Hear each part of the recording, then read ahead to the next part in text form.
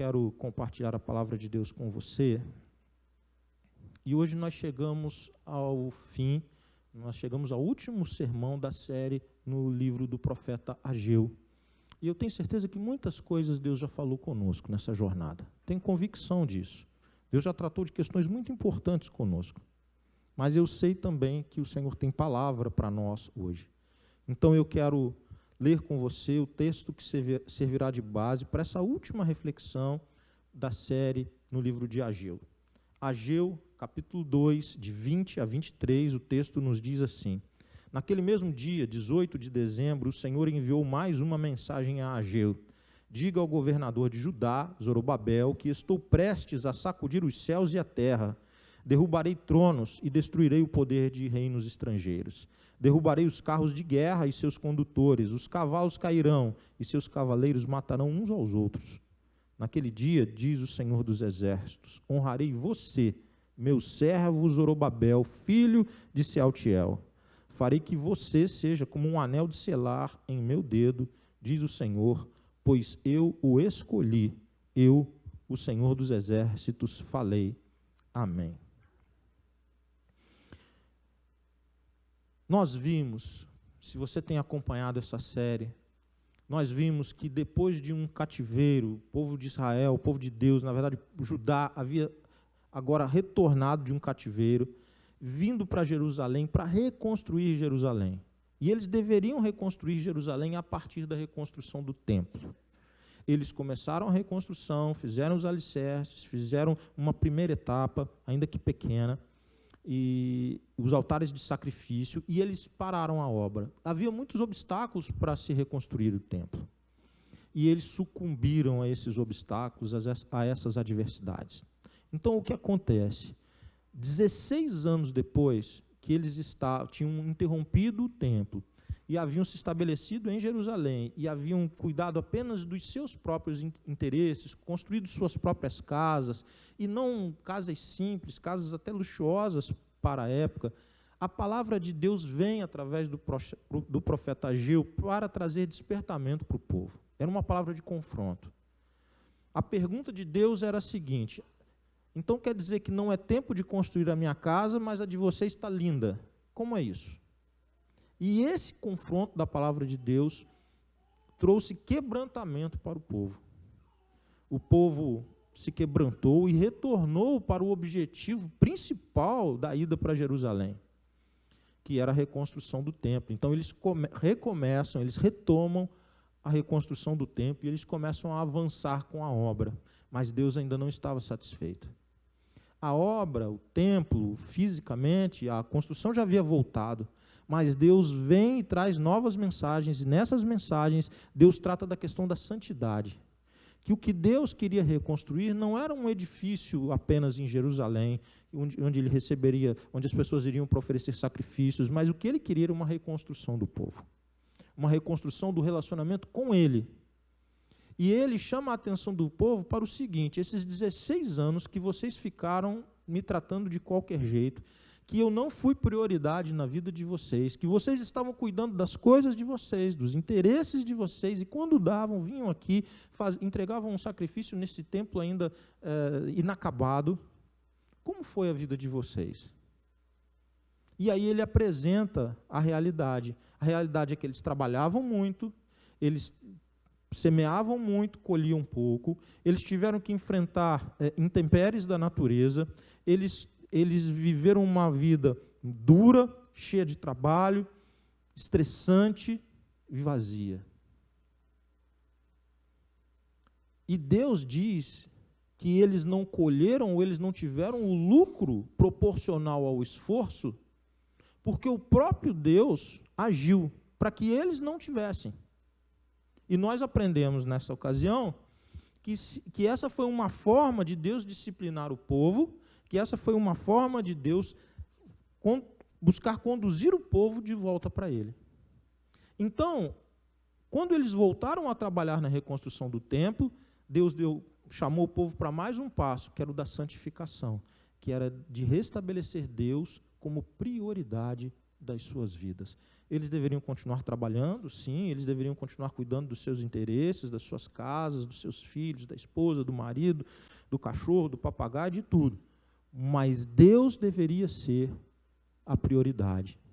Deus diz que naquele período em que eles ofereciam migalhas para ele, em que eles ofereciam aquilo que não lhes custava nada, em que ele não era prioridade, ele rejeitava a adoração do povo. Toda a entrega do povo era rejeitada. Ele não queria aquilo. Ele não queria que alguém que não o colocasse como prioridade fosse cantar louvores a ele, fosse entregar um sacrifício para ele, fosse fazer alguma coisa. Ele rejeitava, porque o que ele queria era restabelecer o relacionamento de intimidade, o relacionamento vivo com o povo. Novamente, há um quebrantamento do povo e um retorno à santidade. O que Deus queria era restabelecer o propósito da existência do povo. Aquele povo existia por um propósito divino. E aquele povo havia se desviado desse propósito. E Deus queria restabelecer isso na relação com o povo. Hoje, nós vemos a última mensagem, a última profecia que ele deu a Ageu. E diferente das anteriores, essa mensagem ela tem um destinatário específico. Zorobabel, o governador, o líder civil do povo. Nós já vimos que ele apareceu em vários outros momentos. Agora, essa mensagem tem como algo diferente, que ela é destinada exclusivamente a ele. Veja o versículo 21. Diga ao governador de Judá, Zorobabel, que estou prestes a sacudir os céus e a terra. A profecia é dada a Zorobabel. Qual que é o conteúdo dela? Que mensagem é essa? A mensagem é para o Zorobabel, mas para tratar do quê? Era uma mensagem de esperança, de encorajamento, que ele não tivesse medo e que, como líder do povo, encorajasse o povo como consequência, porque Deus conduziria ele, Zorobabel, em triunfo. O texto é muito forte, porque diz assim, o 22, derrubarei tronos, destruirei o poder de reinos estrangeiros, derrubarei os carros de guerra e seus condutores, os cavalos cairão e seus cavaleiros matarão uns aos outros. Ele está dizendo que Judá, que Zorobabel, ele prevaleceria. Eles não seriam mais, haveria um tempo mais à frente, em que eles prevaleceriam e que eles não tivessem medo, porque eles não seriam dominados. Ao contrário, eles iriam prevalecer nas batalhas. 23. Naquele dia, diz o Senhor dos Exércitos, honrarei você, meu servo Zorobabel, filho de Sealtiel, farei que você seja como um anel de selar em meu dedo.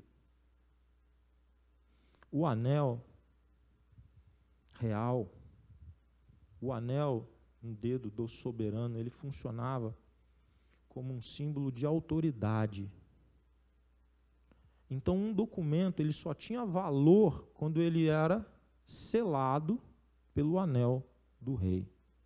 Ele está dizendo, portanto, que Zorobabel que prevaleceria nas batalhas e que assumiria um posto de autoridade, de comando, com a sua marca, com o seu registro, que é exatamente o que simboliza esse anel de selar. O selo do rei demonstrava, além de autoridade, o valor. Aquilo só tinha valor exatamente porque carregava consigo a marca real, a marca do soberano.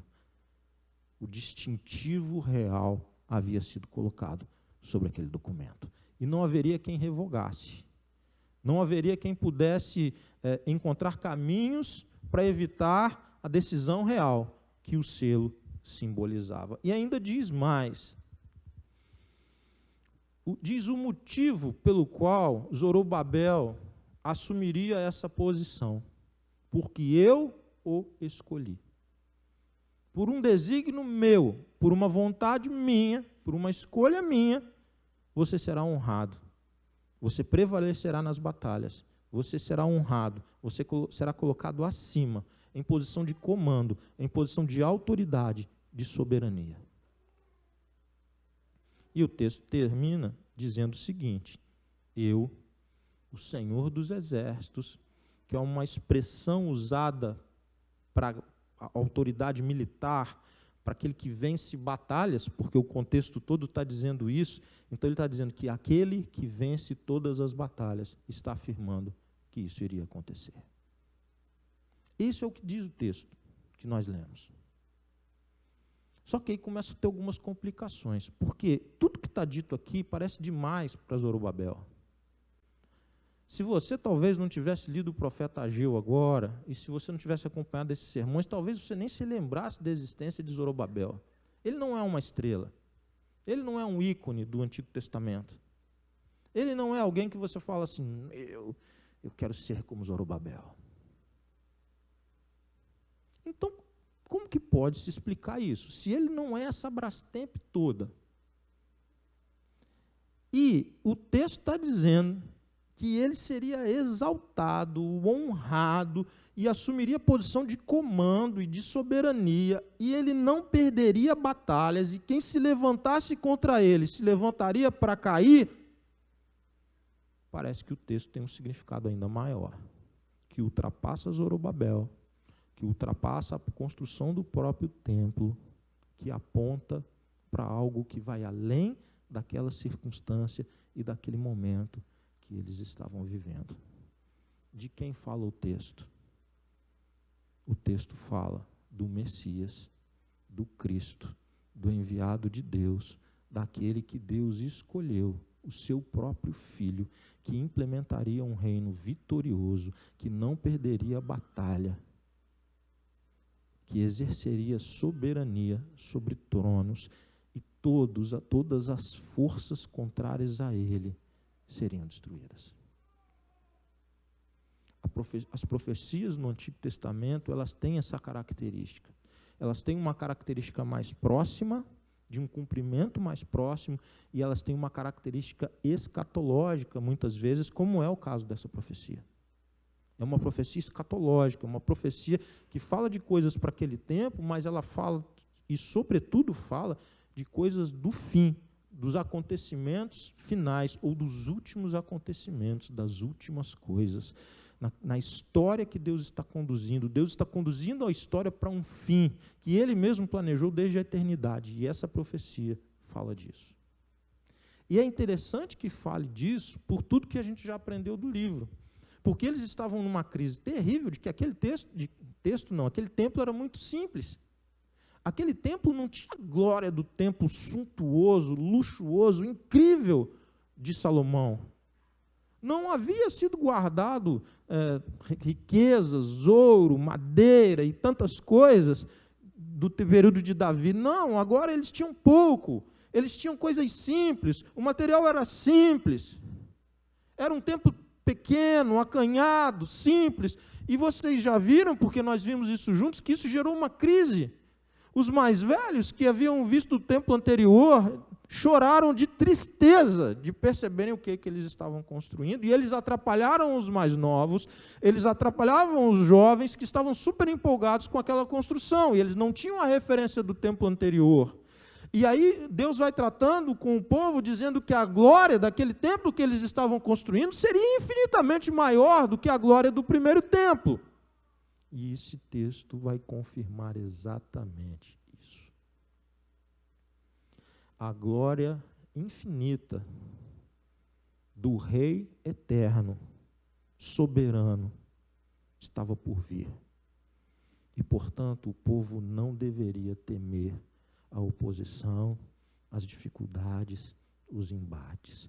Porque uma vez que eles se voltaram e colocaram Deus em primeiro lugar na vida deles, que eles estavam se santificando, eles estavam consagrando suas vidas, e eles estavam servindo. Depois que Deus estabeleceu essa ordem, Deus vem e diz: eu vou conduzi-los em triunfo. O meu povo vai triunfar sobre todas as adversidades. O meio o mapa político daqueles dias era muito ruim para Judá. Judá não tinha exército, Judá não tinha cavalo de guerra, não tinha soldado, não tinha nada. A ideia de que eles iriam prevalecer contra alguém não fazia sentido nenhum do ponto de vista humano, do ponto de vista militar. Nem pela autoridade de Zorobabel, nem de nenhum outro. Zorobabel estava governando Judá debaixo de uma autoridade de um rei persa chamado Dario. Nem autonomia ainda eles haviam constituído novamente. Eles estavam autorizados a reconstruir em Jerusalém? Sim, estavam. Mas ele devia ainda prestação de contas a um rei. Mas Deus traz a palavra que encoraja. Quando o meu povo se consagra, quando o meu povo está disposto a me obedecer, quando o meu povo se volta para mim como prioridade da sua vida, eles vão experimentar as vitórias que eles nunca imaginaram que poderiam conseguir. Começam a entender do que trata o texto. Eu quero ler um texto de Atos. O texto faz algumas menções muito incríveis, irmãos. Olha só. 21, de novo. Estou prestes a sacudir céus e terra. Olha, agora eu vou ler Atos. Capítulo 2, verso 17 a 21. Portanto, nós vamos caminhar aí quase 600 anos para frente. São mais de 500 anos entre Ageu e Jesus. Atos 2, 17 a 21 diz assim: nos últimos dias, guarde uma coisa, expressão últimos dias na Bíblia, expressão últimos dias no Novo Testamento, ela se refere a qual período de tempo? Últimos dias no Novo Testamento se refere ao período que compreende a vinda de Jesus e seu retorno. Isso frustra tremendamente a maioria das pessoas. Porque eles queriam uma data, uma hora, uma semana, um mês ou um ano. Mas não é assim.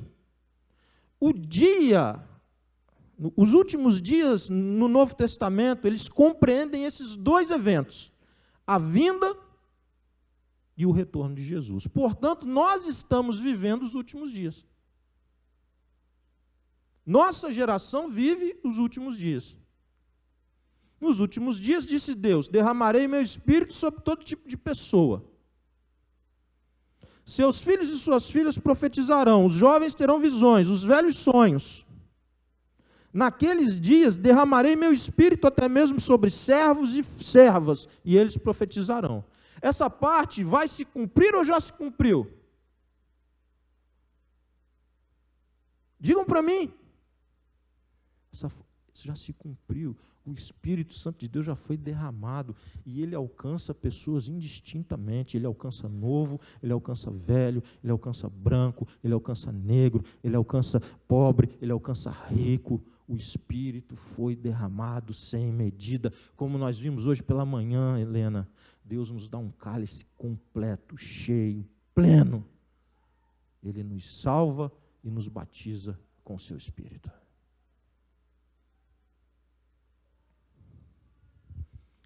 Mas será que não tem nada para o futuro?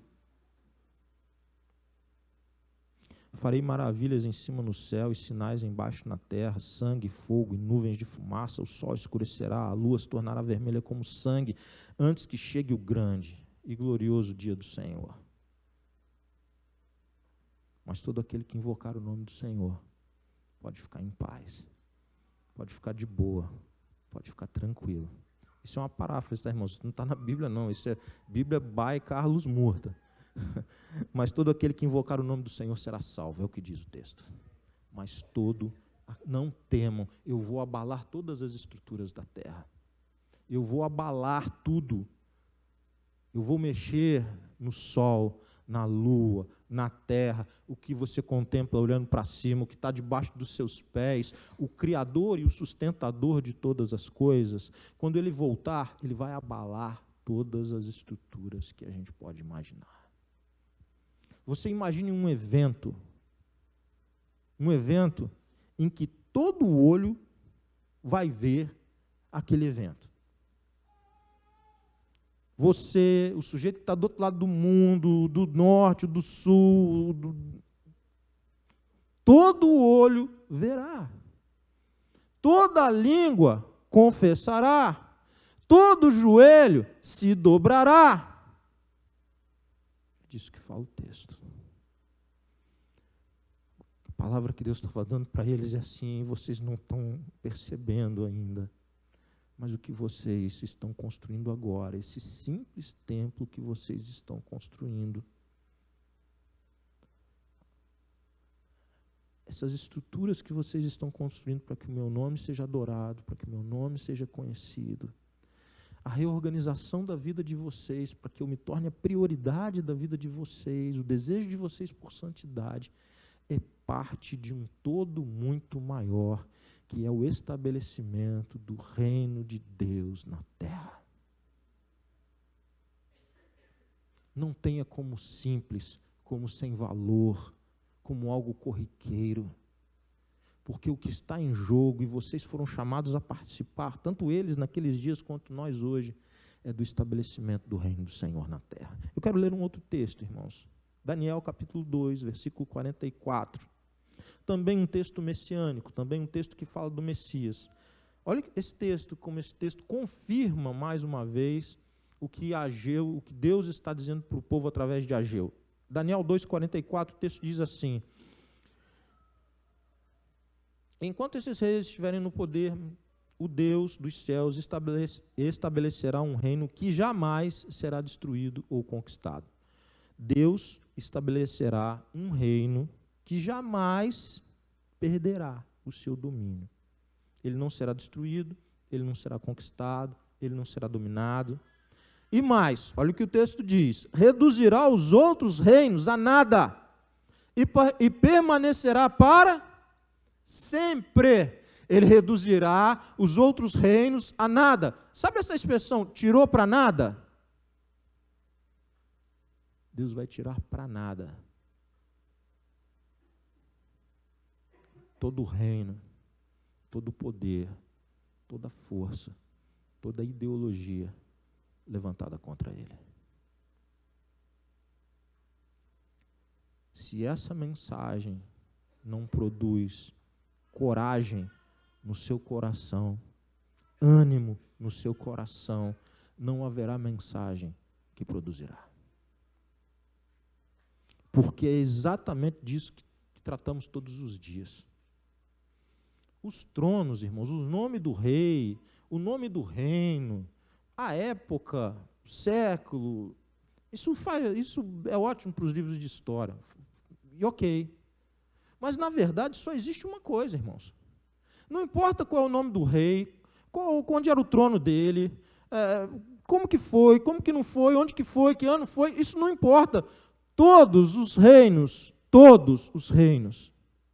sucumbirão diante do Rei dos Reis, do Senhor dos Senhores, todos, sem exceção. E todos os reinos estão debaixo de um domínio. É importante que nós percebamos isso. O mundo jaz no maligno. O mundo jaz no maligno. Vou dizer, pastor, então vamos cruzar os braços e largar isso para lá? Não, nós não somos chamados a isso. Não, eles também não eram. Eles estavam fazendo isso e Deus foi lá e corrigiu a vida deles. Mas é bem verdade que todo poder, toda ideologia, toda força militar, política, econômica, ela está debaixo e a serviço de alguém.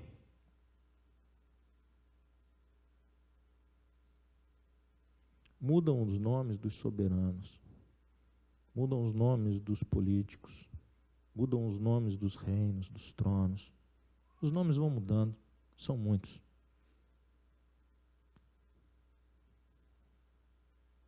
E quanto mais próximo do fim, mais os reinos, as forças, os poderes militares e financeiros, econômicos e ideológicos se levantarão contra a igreja de Jesus. Só ler os textos messiânicos ou apocalípticos. Aperta cada vez mais. E quando parece que não vai ter jeito, o reino do Senhor se estabelece. E o povo de Deus é honrado.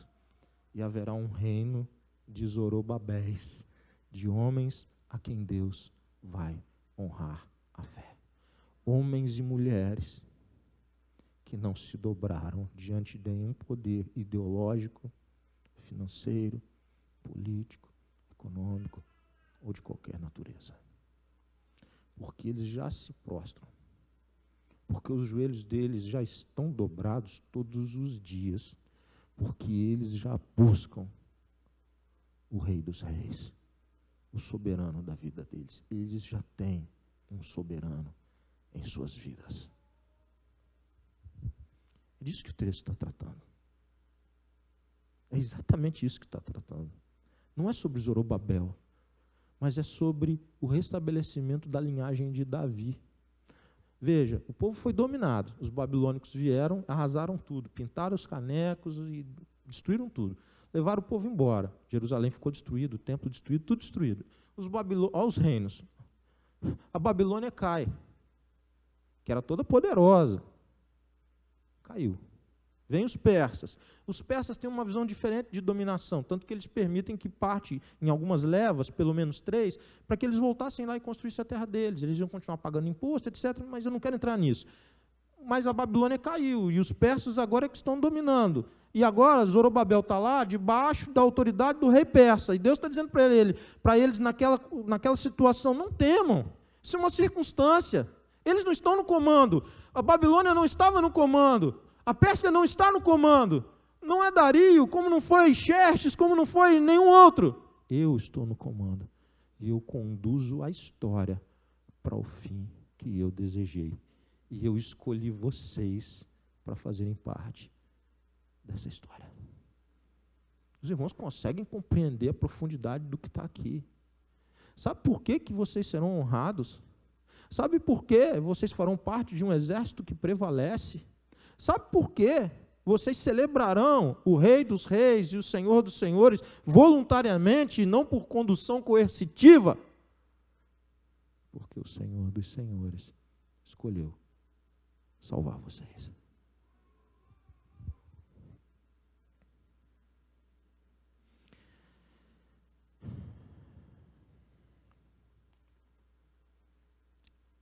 Apocalipse capítulo 11, versículo 15. Vou ler 2 textos em Apocalipse para fechar o sermão dessa noite, irmãos. Apocalipse capítulo 11, versículo 15 diz assim: o 7º anjo tocou a sua trombeta, e fortes vozes gritaram no céu: o reino do mundo se tornou de nosso Senhor e de seu Cristo. O reino do mundo se tornou de nosso Senhor e de seu Cristo, e ele reinará para todo sempre. Apocalipse capítulo 5, eu vou ler todo. Eu tentei tirar partes, mas sempre que a parte que eu tirava, eu falava, não, isso não pode ficar de fora. Eu trocava, não, vai ficar muito grande, eu vou pegar uma outra parte, faltava. Apocalipse capítulo 5, são 14 versículos, diz assim: então, na mão direita daquele que estava sentado no trono, vi um livro, escrito por dentro e por fora, lacrado com 7 selos. Vi um anjo poderoso que perguntava em alta voz: quem é digno de romper os selos deste livro e abri-lo? Mas não havia ninguém no céu, nem na terra, nem debaixo da terra, que pudesse abrir o livro e lê-lo. A reação de João: comecei a chorar muito, pois não se encontrou ninguém digno de abrir o livro e lê-lo. Mas não haviam tantos reis, não haviam todos soberanos, tantos poderosos.